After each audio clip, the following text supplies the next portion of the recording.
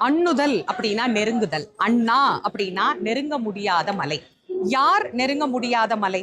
ஆணவம் உள்ளவர்கள் நெருங்க முடியாத மலை. கோபம், ஆசை, பகை, பொறாமை, வஞ்சனை இப்படின்னு தீய எண்ணங்கள் இருப்பவர்கள் யாராலும் நெருங்க முடியாத மலையாக இறைவன் பக்தருக்கு எளியவராக காட்சி தருகின்ற அற்புத ரூபமான ஸ்வரூபம் தான் அண்ணாமலை. இந்த அண்ணாமலையில இறைவன் இயற்கையின் வடிவமாகவே நமக்கு காட்சி தருகின்றார். மலையினுடைய வடிவமாகவே இங்கு சிவபெருமான் காட்சி தருவது போல திருக்கையிலையிலும் இறைவன் மலையினுடைய வடிவமாகவே நமக்கு காட்சி தருகின்றார். கைலை யாத்திரை என்பது எல்லோருக்கும் எளிமையான யாத்திரை அல்ல. ஆனால் அண்ணாமலையார் எளியவர்க்கு எளியவராக காட்சி தர வேண்டும் அப்படிங்கிறதுக்காகவே இங்கே மலையின் வடிவமாகவும் உள்ளே லிங்கத்தின் வடிவமாகவும் நமக்கு காட்சி தந்து அருளுகின்றார்.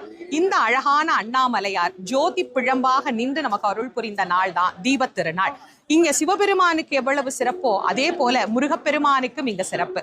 அதனால்தான் அருணகிரிநாத சுவாமிகள் இந்த முருகப்பெருமானை வணங்கி வாழ்க்கையிலே மிக உயர்ந்த ஞானத்தை பெற்று திருப்புகழ் என்கின்ற அமுதத்தை நமக்கு தந்தார். நால்வராலும் பாடப்பெற்ற அற்புதமான அண்ணாமலையாரினுடைய தீப திருநாளிலே உங்கள் அனைவருக்கும் அண்ணாமலையாரினுடைய அருள் பரிபூரணமாக கிடைத்து எல்லோரும் மனதில் ஆணவம் கண்மம் மாயைகளை நீக்கி அன்புமயமாக இறைவனை அடைந்து முக்தி நெறியில் நாம் அனைவரும் பயணப்பட வேண்டும் என்று பிரார்த்தித்து எல்லோருக்கும் அண்ணாமலையாரின் அருள் கிடைக்க வேண்டி மகிழ்கின்றேன்.